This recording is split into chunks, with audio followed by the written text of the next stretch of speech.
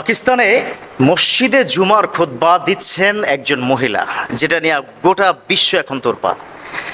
মুসলমান 200 কোটি মুসলমানের সবাই তার বিরুদ্ধে কঠিন অবস্থান করছে। এবং কেন ঘটেছে এই ঘটনা পাকিস্তানে, এটা নিয়ে যখন নেটিজনরা অনেক কথা বলছিলেন, পাশাপাশি এই মহিলা তিনি খুতবা দিচ্ছেন, তাও মসজিদের মিম্বর থেকে সামনে মুসল্লিরা সেটা শুনছেন। এবং এই কথার কারণেই কেউ বলছে এটা জুমায়, কেউ বলছে যে না এটা জুমায় নয়, এটা কোনো একটা প্রোগ্রামে। এরকম বিভিন্ন নানামুনির নানামত। কিন্তু আসলে ইসলাম কোনো মহিলাকে মিম্বরে দাঁড়িয়ে খুতবা দেওয়া এটা অ্যালাউ করেছে কিনা, এটা কিন্তু আমাদের সবার আগে জানা দরকার। তার আগে আপনাদেরকে একটু জানিয়ে রাখছি, মসজিদে কোনো ধরনের সভা, কোনো ধরনের সেমিনার, স্পেশালি ইসলাম রিলেটেড কোনো বিষয় মসজিদে করা পরিপূর্ণ হারাম।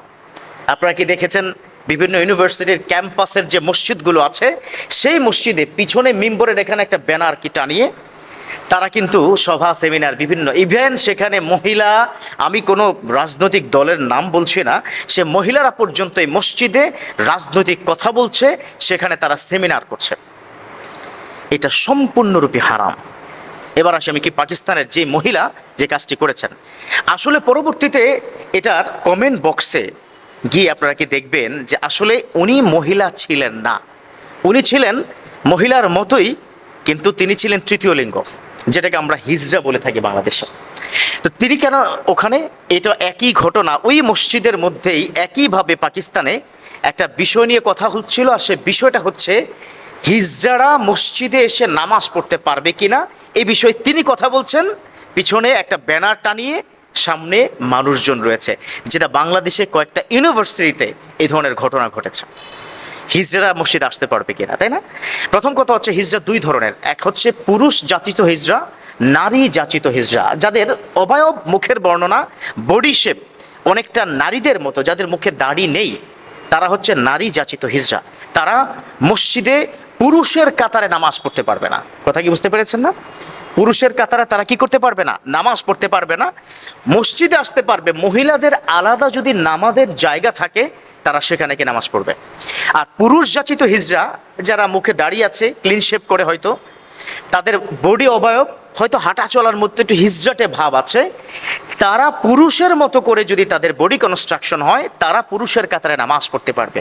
কিন্তু হোক পুরুষ মানে জাতিত হিজড়া অথবা নারী জাতিত হিজড়া, মসজিদের মিম্বরে দাঁড়িয়ে কোনো নারী সামনে লোকজন নিয়ে কথা বলতে পারবে না, এটাই চূড়ান্ত।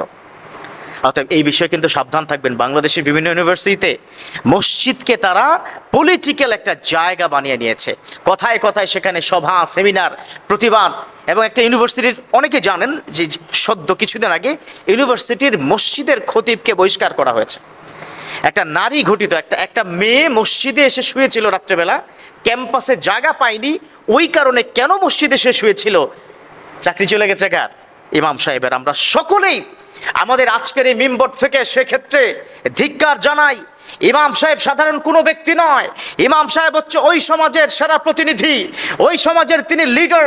ইমাম মানে হচ্ছে যার পিছনে সকল মানুষ নামাজ পড়ে। অতএব ইমামকে সম্মান দিতে হবে। কথা বলুন ঠিক কিনা? এটা কিন্তু করা যাবে না। আল্লাহ আমাদের প্রত্যেককে বুঝার তৌফিক দান করুক, আমিন।